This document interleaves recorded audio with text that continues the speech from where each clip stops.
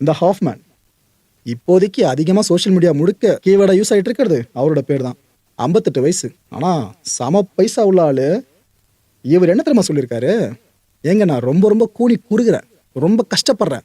இப்போ ஏற்பட்ட ஒருத்தனோடு நான் பழகணும் பார்த்தீங்களா, அதை நினச்சி நான் ரொம்ப துக்கப்படுறேன், துயரப்படுறேன்னு ஃபீல் பண்ணியிருக்காப்புல. ஸோ எப்ஸ்டின் கூட பழக்கம் இருந்ததை இவர் ஓப்பனாக ஒத்துக்கிட்டாச்சா? ஓகே. அதுக்கடுத்து என்ன சொல்கிறாரு? அவன் கூட நான் முன்னாடி பழகுற வரைக்கும் எனக்கு அவனை பற்றிலாம் தெரியல. ஆனால் அவன் எப்போ இந்த குழந்தைங்க விஷயத்தில் அப்படி இப்படின்னு தெரிஞ்சுதோ, அதுவும் அவன் சம்மந்தப்பட்ட அந்த வழக்கில் அவன் தான் குற்றவாளின்னு தீர்ப்பு வழங்கப்பட்டுச்சோ, அதுக்கப்புறம் நான் அவ்வளோ உடஞ்சி போயிட்டேன். இவன் கூட போய் ஒரு நாள் ட்ராவல் பண்ணியிருக்குமே அப்படின்னு நான் நினச்சி ஃபீல் பண்ணேன். நான் ஒரு விஷயத்த ப்ராமிஸ் பண்ணிடுறேன் இப்பயே. அதாவது இந்த எப்ஸ்டின் சம்மந்தமான ஃபைல்ஸ் இருக்குல்ல, இது எல்லாமே முழுமையாக வெளியாகணும்.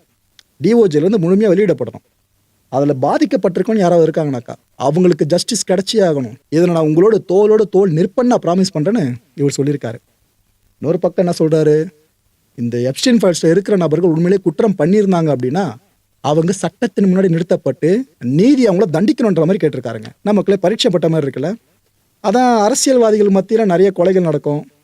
கொலை பண்ண பிற்பாடு அவங்க வீட்டுக்கே போயிட்டு மாலை போட்டு 2 சொட்டு கண்ணீரை விட்டு உங்கள் குடும்பத்தை நான் பார்த்துக்கிறேன் அப்படின்னு சில பேர்லாம் உலகம் முழுக்க அரசியல் பண்ணுற பல பேரும் பண்ணி நம்ம பார்த்துருப்போம். கிட்டத்தட்ட அதே விஷயம் பிஸ்னஸ்மேனுக்கும் கரெக்டாக பொருந்ததுன்ற மாதிரி தான் அவரோட ஸ்டேட்மெண்ட் அமைஞ்சிருக்கலாம். ஆனால் நான் திரும்ப சொல்லிடுறேன், இவங்கெல்லாம் பேர் வந்துச்சுன்ற காரணத்துக்காகவே தப்பு பண்ணிட்டாங்கன்னு ஒரு முடிவுக்கு வராதிங்க. வெயிட் பண்ணுங்க.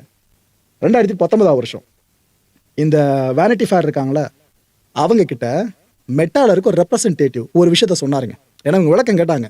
என்னங்க இது போல் மஸ்க்கு தான் மார்க்கு கிட்ட எப்ஸ்டினை இன்ட்ரோ பண்ணி விட்டாராமே அப்படின்னு கேட்டாங்க. அதுவும் இல்லாமல் பழக்கம் ரொம்பவோ மார்க்குக்கோ எப்ஸ்டினுக்கோ அப்படின்னு கேட்டிருந்தாங்க. அப்போ அந்த மெட்டா ரெப்ரசன்டேட்டிவ் என்ன பதில் கொடுத்துருக்காப்புல? ஏங்க அதெல்லாம் கிடையாதுங்க. இந்த எப்ஸ்டின் இருக்கால, இவன் ஒரே ஒரு முறை மட்டும்தான் மார்க்கை சந்திச்சிருக்கான் அப்படின்னு சொல்லியிருக்காங்க.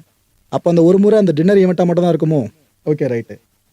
இந்த டின்னர் இருக்குல்ல, அது ஆக்சுவலாக சயின்டிஸ்ட் எல்லாரையும் ஹானர் பண்ணுற மாதிரி நடந்த ஒரு ஈவெண்ட்டு. அங்கே தான் சந்திச்சாருன்னு கன்ஃபார்ம் பண்ணுறாப்புல. ஸோ நம்ம டவுட்டு இங்கே கிளாரிஃபை ஆகிடுச்சா? ஸோ மார்க்கு எப்ஸ்டினை சந்தித்த விஷயம் கன்ஃபார்ம். இதில் மாற்றத்துக்கு ஒன்றுமே கிடையாது.